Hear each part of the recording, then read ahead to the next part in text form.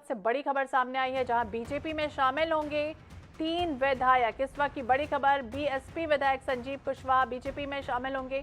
सपा विधायक राजेश शुक्ला बीजेपी का हाथ थामेंगे। निर्दलीय विधायक राणा विक्रम सिंह बीजेपी में शामिल होने जा रहे हैं। इस वक्त की बड़ी खबर आपको बता दें, मध्य प्रदेश की सियासत से, जहां पर सपा विधायक राजेश शुक्ला बीजेपी का हाथ थामने जा रहे हैं। निर्दलीय विधायक राणा विक्रम सिंह बीजेपी में शामिल होंगे।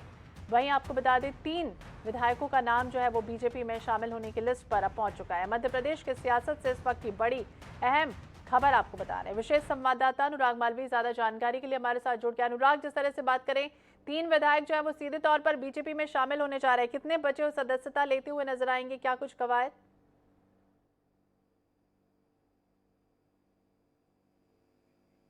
शिवराज सिंह चौहान पहुंच चुके हैं, भाजपा प्रदेश अध्यक्ष वी डी शर्मा पहुंच चुके हैं। जो विधायक सदस्यता लेने वाले हैं उनमें से 2 बीजेपी दफ्तर के लिए रवाना हो गए। एक इस समय अगर हम बात करें तो वो यहाँ पर मौजूद है, राणा विक्रम सिंह, जो निर्दलीय विधायक हैं। फिलहाल उनकी अंदर चर्चा चल रही है बंद कमरे में। हम आपको बता दें कि इस कमरे में जो है वो मौजूद हैं मुख्यमंत्री शिवराज सिंह चौहान, भाजपा के प्रदेश अध्यक्ष वी डी शर्मा और साथ में निर्दलीय विधायक। तो ये तस्वीरें हैं, यानी कि थोड़ी ही देर बाद जब 2 और विधायक जो इनको भाजपा की सदस्यता लेनी है, खास तौर पे अगर हम बात करें राजेश शुक्ला और संजीव कुशवाहा, उनके आते से ही जो है तीनों की सदस्यता यहाँ पर भाजपा में ज्वाइनिंग हो जाएगी। तमाम तैयारियां हैं, मुख्यमंत्री की मौजूदगी रहेगी, भाजपा प्रदेश अध्यक्ष मौजूद रहेंगे, संगठन मंत्री मौजूद रहेंगे और भाजपा के प्रभारी मौजूद रहेंगे। तो ये बहुत स्पष्ट रूप से बताता है कि कहीं ना कहीं अब एक बड़ा फायदा राष्ट्रपति चुनाव में भारतीय जनता पार्टी को इसके साथ मिलने जा रहा है। उसका सबसे बड़ा कारण यह है कि अगर हम देखें तो वोट वैल्यू लगभग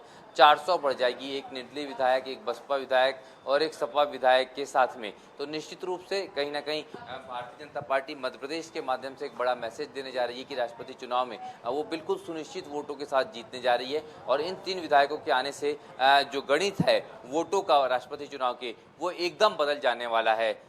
जी अनुराग, ये भी समझना चाहेंगे, सपा बसपा की अगर बात करें तो अभी हमने थोड़ी देर पहले ही बातचीत की थी कि किस तरह से एकमात्र विधायक है यहाँ के, और क्या उम्मीदें, क्या सपने लेकर ये बीजेपी में शामिल हो रहे होंगे?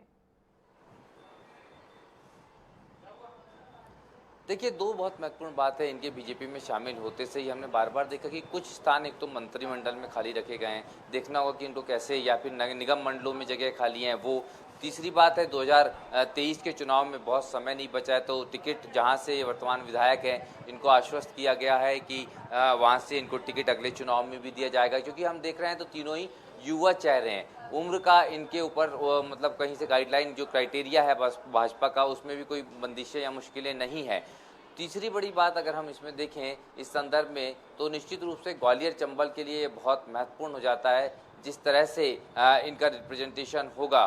दूसरी तरफ मालवा से एक चेहरा है, मालवा में भी हम उस पूरी सराउंडिंग को देखें तो संघ के असर के बावजूद वहां पर भाजपा विधायकों की पिछली दफा हार हुई थी। तो ये निश्चित रूप से कहीं ना कहीं इन दोनों के आने से परिवर्तन होगा और बिल्कुल देखना होगा क्या परिवर्तन होता है, क्योंकि निर्दलीय विधायक है राणा विक्रम सिंह और बीएसपी विधायक है संजीव कुशवाहा। दूसरी तरफ सपा विधायक है राजेश शुक्ला, अब ये बीजेपी में शामिल हो रहे हैं, सदस्यता ग्रहण करने वाले। बहुत बहुत शुक्रिया तमाम जानकारी के लिए अनुराग।